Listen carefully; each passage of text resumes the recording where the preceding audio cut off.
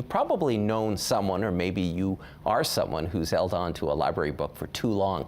Tonight, we bring you a story from Sault Ste. Marie about an overdue book that's been checked out since before the Second World War. CTV's Jordan Allard has that story for us. Jordan.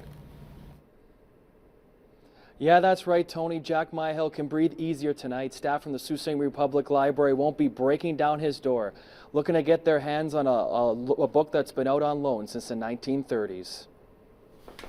This very overdue library book has become a treasured family possession for Jack Myhill. I was thinking I was going to have to go into hiding. The book is called Escape on Skis. It was due back at the Sault Ste. Marie Public Library 77 years ago. Myhill says his Aunt Kathleen took it out in 1938 and passed it on to him years later. He says the book describes skiing across the country. They go hut to hut. It's a very good documentary of the lifestyle back in those days and the camping equipment, what they had, and what they had to make do with. I read that every now and then, about once every decade.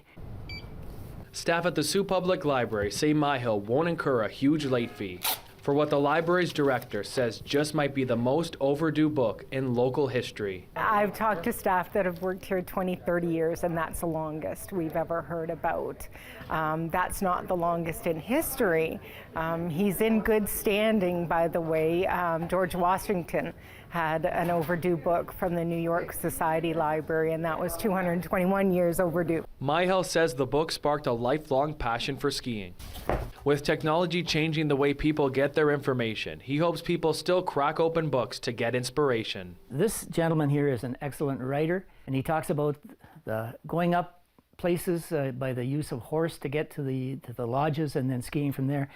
And the jingling of the bells and the smell of the wood smoke and everything is just so vivid that it just makes you want to get out there and do it yourself.